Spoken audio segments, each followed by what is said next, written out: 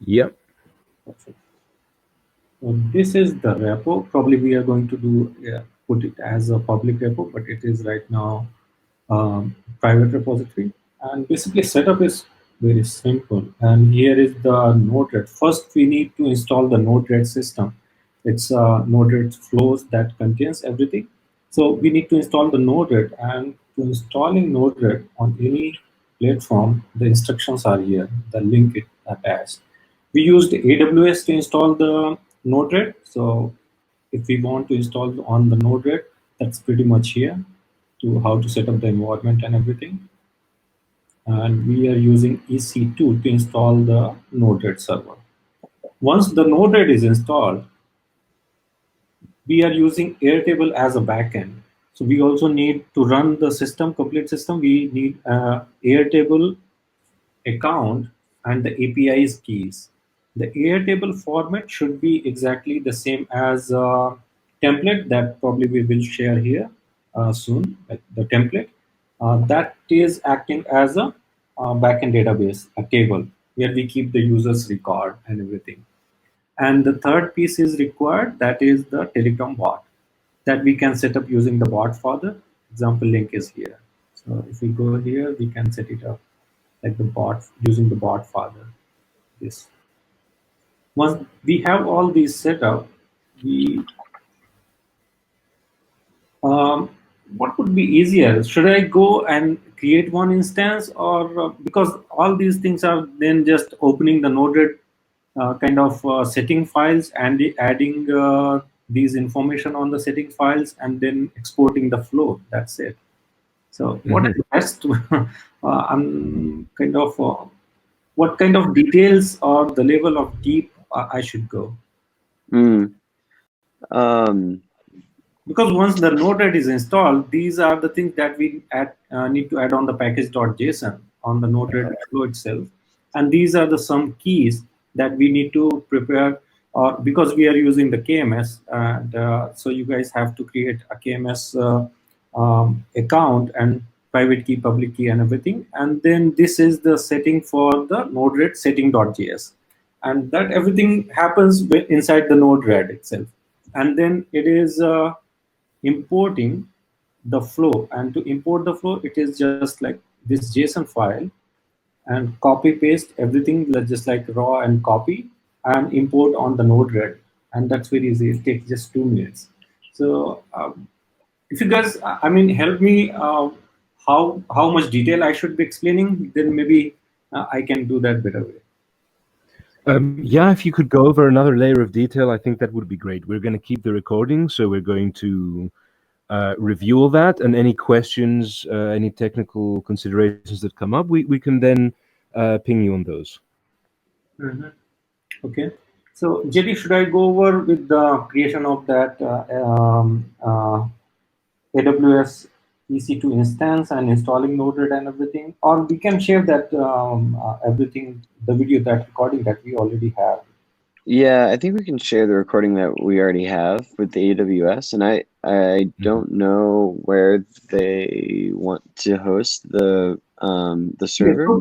so I mean, after installing the Node-RED, the whole process is going to be the same. So it's we can, I mean, we can explain that to skip the Yeah. installation part, and after that, exporting flows, adding the keys, everything should be same. Yeah, exactly. I think that makes sense. Yeah, and if after that, if they have any question, maybe we can jump over call and I can explain or help to debug if any questions are there. Absolutely. I can Yeah, set that up a little sounds great. Telegram group. Yeah, exactly. Perfect. So maybe we share the video, and everybody go through the video. Try to install and set it up. Yeah, I think that we'll be trying to we'll try to run an install later Around today. 15 to 20 minutes to Yep, set I'll up share that everything. video. Yeah. And then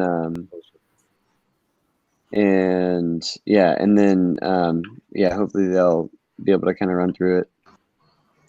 And then so right now, I guess let's just go through Node-RED really quickly.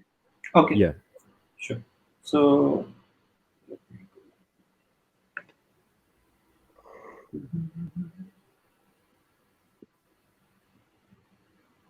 So once Node-RED is installed, and you go to the basic HTTP or whatever the Node-RED instance is, if it is local, then you can also access it as localhost.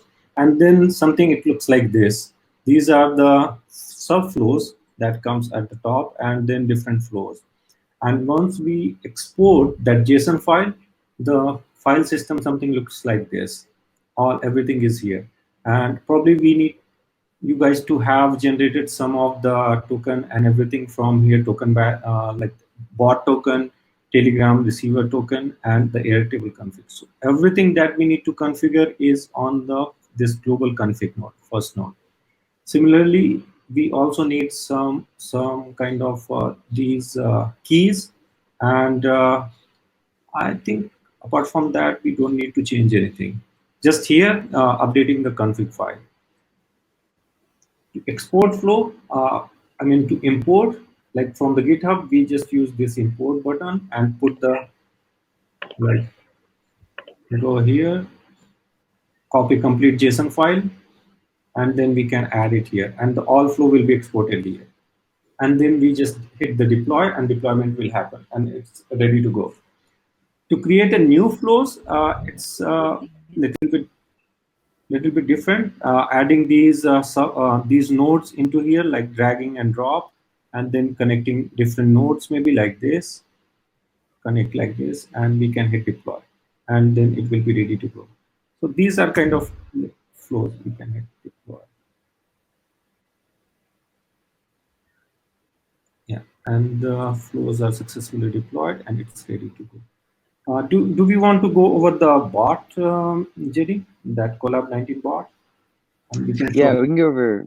Yeah, we can go over the bot. And also in the Node-RED, do you have documentation on the constants and and like the keys that they need to think about to integrate? Yeah, so I have to add. I did not add it yet on the GitHub repo. I'll create and add it. So basically, all the constant are the Airtable config, Telegram, and some of the these mainnet constant, like their wire account, and maybe something like if they are launching on Aragon DAO, then their Aragon app, right?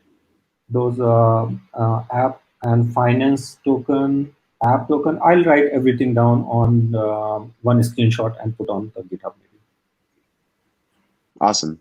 So all the keys are here. Whatever the need to change, if we just open it, we'll find out what are the keys that needs to be replaced. These are the keys, kind of. Okay, cool. And it looks like they use Firebase, which should be easy enough to spin up a Node-RED server on, right?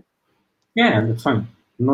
It's just installation. So anywhere, either it's Firebase or anywhere, it's fine. Yeah, and Node-RED has documentation on their site to figure that out. Right. And probably, but still they have to use the Airtable as a database, because all these flows are connected to the Airtable. Right. Gotcha. Right. So I think that we would have two options. The easiest one would be to plug it into our Aragon app, our Aragon DAO. And the other question I would have to you, since I have you on the call now, is do you think it would be possible for us to try to integrate the bot into our supply chain DApp?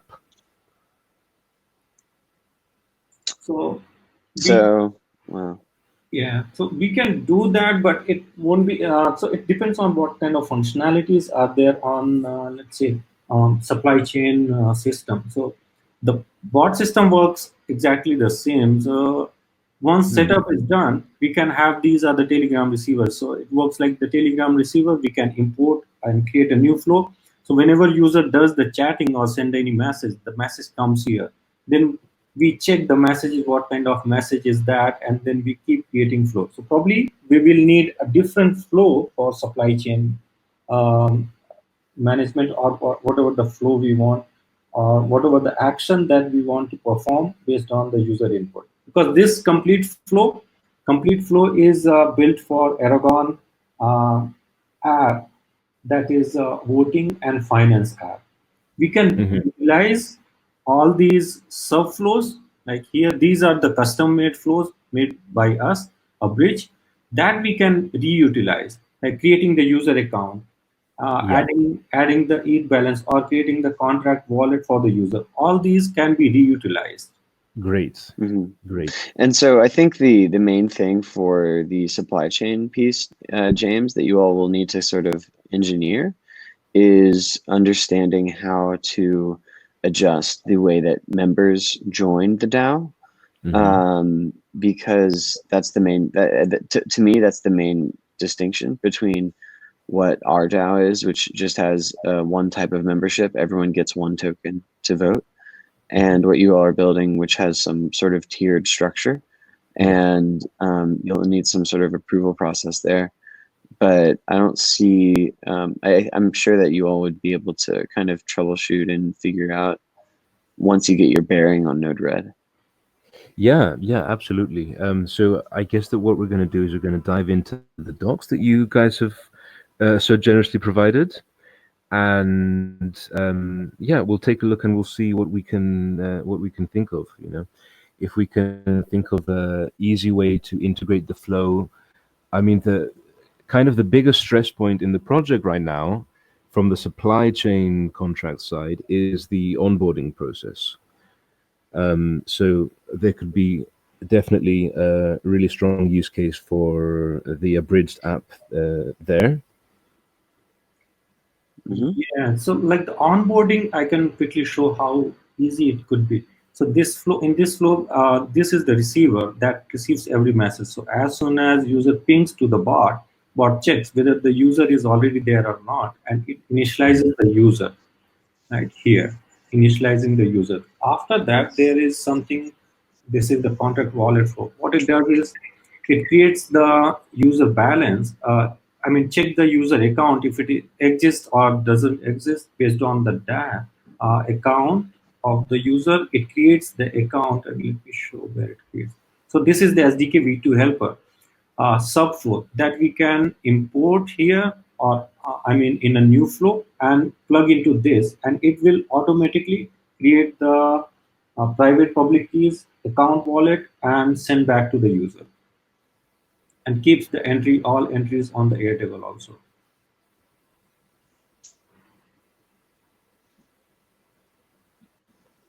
Hmm. Great stuff. And so, yeah, as you guys can like or jump in and get your bearings, I'm sure there'll be more questions that come up that yeah, we'll be happy to answer in Telegram. Um, and I can share my screen briefly too. Yeah, sure. Maybe I want Let's to see. the bots. Share. How to stop. What? Um,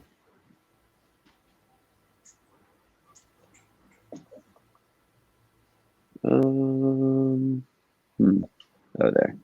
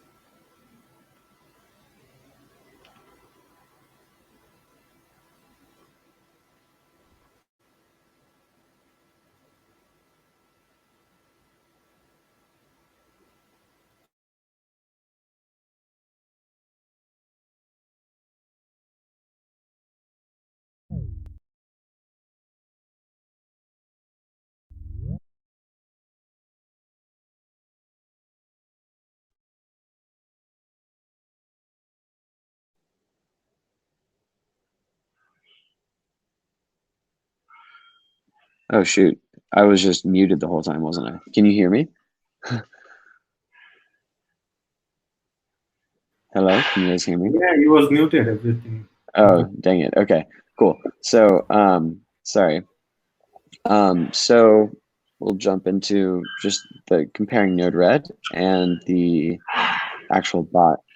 So as Alok was saying, every time someone is clicking something within the bot, it is triggering a command or opening a link, and the Telegram sender is receiving that command, and then the Telegram receiver, which is like this first one, is receiving that command, and then the sender is sending it to be read and interacted with by the user.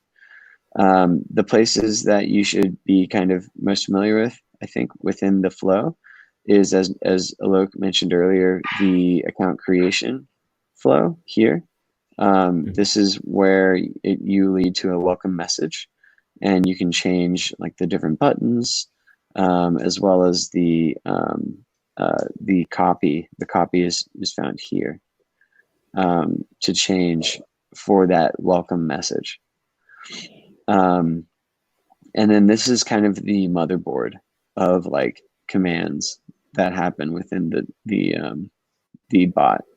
And so this is kind of what you see in button format here in the main menu.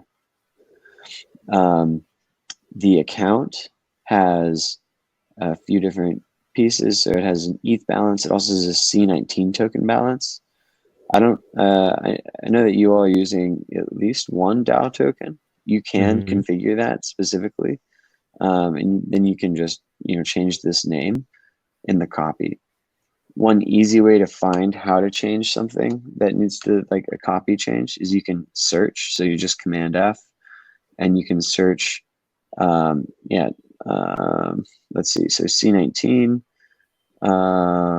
and this is going to be account details because I'm looking at my account.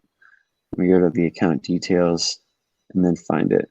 And these are all of the buttons within this screen that you see on Telegram. And then this is the actual message that you can change. You could change the C19 to, Trojan token or whichever. So this is kind of, the like general overview. Safu, are you able to? Yes, I yes, I Okay. can hear you. Hi. Awesome. Hey, what's up? Hi. So I could hear you earlier, but I could not, like, you were not able to hear me. Right. Does this make sense in general? Yeah, it does. Yeah. Okay, great. And yeah, the process for actually, it should be pretty like simple to spin up a Node-RED server in Firebase, and then integrating these nodes is also really simple. The trick will kind of be to really understanding Node-RED, I think, and troubleshooting there and finding what you need to modify in order to change the bot for your all's purposes and needs. Right. Yeah, definitely. I think there's a nice possibility for customization. Definitely something that we should look into. I mean, what would be fantastic if, managing the various members, managing the changes of state in the smart contracts of the decentralized supply chain. If that is all done through a bot, I think that would be a really, really powerful use case. Sorry. Yeah, no, I agree. So there's definitely things to think about in terms of how we approach it on the design level, how we approach the customization, and it would be great if we could get back to you guys with some ideas about that, and even starting off with some very simple calls to the smart contracts. That would be really, really cool, and just get the onboarding process done through the Mhm. yeah. So what are the calls to the smart contracts, and which smart contracts to the Aragon DAO? Okay. So I was actually talking about the supply chain smart contracts. I see. And Okay. so, well, there's different user types. So you have a coordinator and a crew of manufacturers and couriers, and they need to be talking with each other in order to, whenever there's a hand, whenever the batch is handed from one member to the other. This is also a call to the smart contracts, and there's a change of the state. So you have, PLA received, PLA delivered, masks manufactured,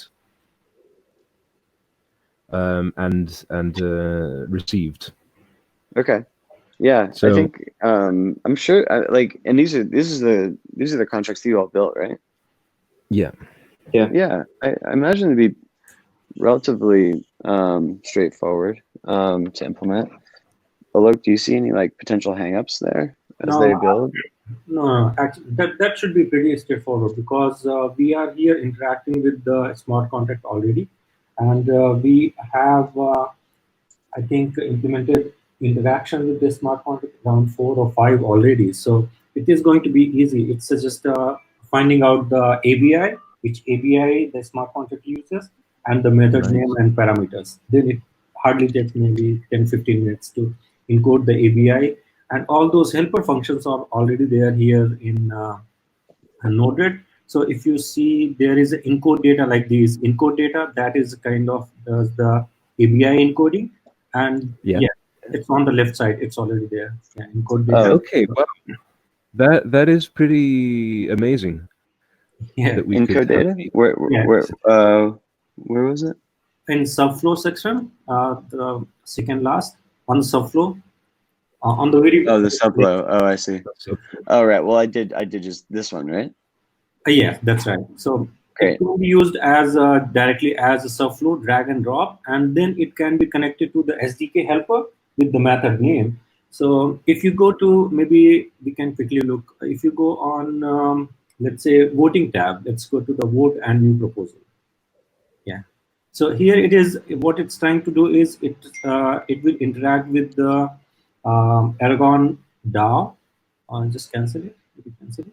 So before that, it checks the balance and everything, and then there is a node. It's called Vote on App. If you click on that, Vote on App, maybe. Vote on app. Yeah, the first Yep. one. So this kind of configuration is needed. Like from line number 1 to 13, it's just a configuration. And the actual thing works as a recipient, what is the recipient, and the API call. That is going to be the method name of ABI, and then these are the different parameters. And then if you cancel it, then it, and scroll a little bit right side. Yeah. So then after that, all those things are pretty much the same, just copy paste. Encoding data will automatically happen. Then private key, if we don't want to encrypt or decrypt, that can be removed. And then it directly goes to the flow as a SDK v2 helper. And the contract method will be executed. Mm-hmm. Okay, that's really, really great. I'm really looking forward to hacking at this. So if we could drop, so let's drop us all into a Telegram chat. Let's drop all the documentation in there, and we'll also share our smart contracts, and let's hack at it.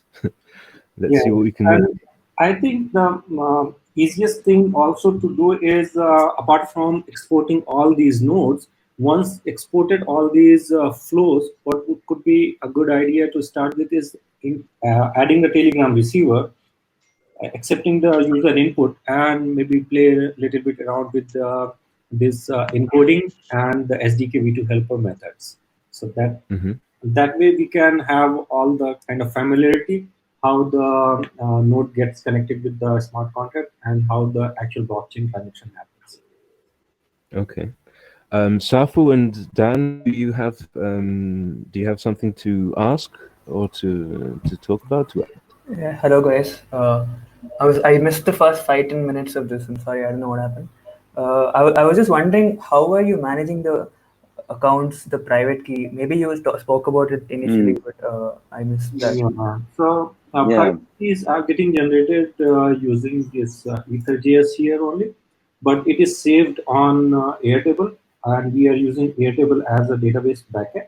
And all the private keys are encrypted using this AWS KMS. Okay. Cool. Right. So yeah, you can find that through this initial flow that has this Yeah. encryption and for the KMS subflow here, and then and then also the storage within the Airtable. Can the user view his private key? What I was thinking is, suppose we onboard him through this Telegram. Can the user like still access our app from MetaMask or something? For that, he'll need the private key, like on the app itself. Like we build a website, or Yes, so that functionality can be achieved. Right now, there is this SDK also have a feature called adding a guardian key. So later on, user can, if they want to use a different account, because that their account is tied up with the Telegram handle, right. a private key is stored on Airtable, right? Account information. So what they can do is they can and we can kind of provide some functionalities or maybe APIs. But the SDK already have ability to add another key as a guardian. So they can what they can do is they can copy their address from the MetaMask and come into the Telegram bot and send the message. Okay, I want this key also as an authorized key to access this account. Right? And Okay. they can do add only from the Telegram because that's where their first account is generated. And that's just a lot of steps in the onboarding. We've been brainstorming about how do we notify want-to-be participants, or how to reach out to them. I think that this solution for onboarding would really streamline the operation. And Safu, is that question about the private key, is that for people who already have MetaMask who might want to join and use the system, or is it more, do you want to export this system to MetaMask or your account to MetaMask? I was thinking about exporting actually. Suppose we onboard the users from here, so they get but they will still need to access our app. For that, they will need the private key. I see. That makes sense. That makes sense. Yeah. So they onboard through here, and then they have all of their information and things, but they need to access your app, which is online via Web3, right? Yes. And so they have to download the private key. Yeah. Alok, downloading, like integrating the download private key would actually be pretty simple, right? Yeah, it's not yet implemented in this one, but we can add that feature. It's And yeah, and if you all, because this is contract-based account creation and wallet, so probably adding the we can add the feature to download the private key. That's always there. I think the other feature that SDK have is adding the different auth keys. Right? So different addresses can be added as a guardian, and different addresses can use the same account. That's how it works. Right, and that will take a little more engineering, won't it? Yeah, the auth key. Yeah. So then let's stick with just downloading the private key, because what they need. Yeah. And also, I don't know if it's a straightforward path. Maybe you guys can help implement, and just we can merge into the PR, or as a PR into the code base or something. That'd be cool. Of course. Let's look at this first. We'll try to understand how this works. We'll have a look at that. Awesome. Does it, out of the box, does it have the possibility to have like different user roles? No, not in the way that we have it constructed right now. That's what you all will sort of need to think about, is how to distinguish roles. Alok, just off the top of your head, do you have ideas there? Yeah. Like all the users can be created once the initialization happens. The user's role will be, the user object is getting created into the Airtable. what we can do is we can add one more column on Airtable and define roles. What we right now have something for the testing as a whitelisted user and something like QA user. But what we can do, add a role, and then from here, yeah, like that. So we can add one more column here, just a role, and then define different kind of roles here. And instead of single line text, it would be a single choice. Maybe change that. It's very easy. Single select. Single select? Yeah. Yeah. And then add an option, maybe admin or whatever the option, supplier. And yeah. And next time, when our node will access this Airtable, all these information will be available with the user's account automatically. So, and there we can add a check. Okay, if the user is supplier or manufacturer, we do the different things. Fantastic. Yeah. That's a lot closer to our. Yeah, and here we can change now role. Yeah, like that. If we want to change it from here, if we want to change it from the bot, that's also pretty much easy. It's just adding a field on bot and sending back to the Airtable. Nice. Yep. And so for the role stuff, yeah, I guess the main thing is that some of these will have different tokens, right? Some of these will have more tokens or less tokens for the DAO because they have different permission system or access for voting and different things like that. Is that right? That's right. Yeah, right? there's an admin. There's an admin set of privileges, and there's a coordinator set of privileges. So the coordinator has the ability to add and remove members of his own campaign. Right. I think that the functionality for adding and removing, I think that will take some effort to really engineer. But making roles that give maybe only some people permission to request funding from the DAO, that's relatively straightforward. Or yeah, I think that's the roles piece. I think like requesting funding or even just like earning a membership token versus not or something is relatively straightforward. If we implement you're breaking out, James. I would work around that by different instances of Hey, I really can't. You're breaking out every other word. Okay, I'll try to speak very slowly. There we go. Okay, that's better. I can hear you now. Yeah. Yeah. What I was saying is that there's a potential workaround here, in the sense that we could instantiate a different Telegram bot for each campaign, so we don't have to have the kind of the roles can have been set from before by the coordinator, and then you just have all the members there. Yeah, that's true. Individual campaigns, rather than having to kind of do the whole architecture implemented into the Telegram bot. Yeah, I think that could work. And the other thing is that if the main challenge is to like if you want a very basic onboarding for like the foundational members, I don't. Is that like manufacturers? I guess. Okay, it's manufacturers and couriers. Couriers, right? Okay, so Yeah, and do they have the same permissions, both of them? Yeah, they do. Okay, so if that's the case, then actually this works really well. So because the admin can all be added via the traditional like system, and since they're admin, they might have a little more bandwidth to like learn and understand how the system works, and they can onboard via MetaMask using the Aragon DAO, and then they could even send those tokens into their Telegram account if they want like access there, but it's not maybe necessary. And then yeah, I guess that would make sense. And then they download their private key to have access via the like MetaMask still. but then they have access in both places.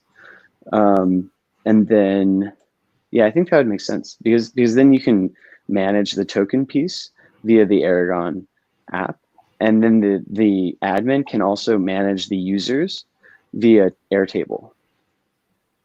And so That's anyone that they right. don't, yeah, so that's the easiest. It's like an easy admin dashboard essentially. That's a very good idea. I think that's a really good integration. Yeah, wonderful. And yeah, I mean, it could be the DAO tokens, but you know, we could even think about how do we implement it directly into the dApp. So there wouldn't be DAO tokens, but there'd just be roles assigned to ETH addresses. Right. Yeah. So yeah, so we're going to have to do cool. our homework in this, do our research, and Sweet. let's all jump into a Telegram chat after this call. Yeah, that sounds great. I'll add a loc to. Do we have a chat already with everyone here, James? Oh, Because I can just add a no, loc. you're muted, James. Oh, can you hear me? I can. We do have a chat. I don't know where James is. But, Okay, great. I'll just add a loc there, and yeah, and then Alok, is it ready? Is the repo ready to be shared? Yeah, we can share that. That's fine. Or let me think. Yeah, we can share. That's fine. Okay, cool. I'll just update after the call some of the screenshots, maybe 2 or 3. That's fine. Sweet, easy, Nice, awesome. So yeah, we'll share the video and then the repo, and you know, let you guys take a stab. fantastic. Looking forward to it. Awesome. Alrighty, thanks, y'all. Right. thanks a lot, guys.